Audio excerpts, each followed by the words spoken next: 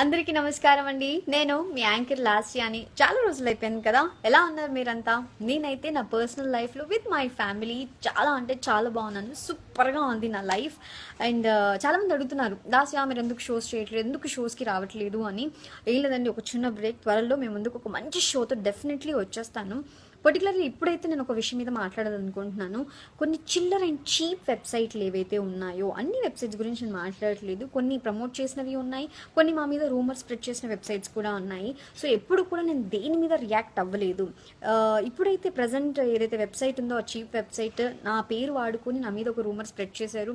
ఏదో నేను హాస్పిటలైజ్డ్ అయినట్టు, నన్ను ఏదో చేసేసుకున్నట్టు అని. సో దీనికి కూడా నాకు రియాక్ట్ అవ్వాలని లేదు. కాకపోతే నన్ను ప్రేమించే వాళ్ళు, నా ఫ్రెండ్స్, నా ఫ్యామిలీ మెంబర్స్, నా క్లోజ్గా ఉండే వాళ్ళు ఎవరైతే ఉన్నారో, లాస్ట్ ఏంటి న్యూస్ వెబ్సైట్లో వచ్చింది నిజమా అని నాకు ఫోన్ చేసి అడుగుతుంటే, ఫేస్బుక్లో మెసేజెస్ చూసి అయ్యో పాపం వీళ్ళంతా ఇది నమ్మేస్తున్నారు, ఈ ఫేక్ న్యూస్ని కూడా నమ్మేస్తున్నారు అని.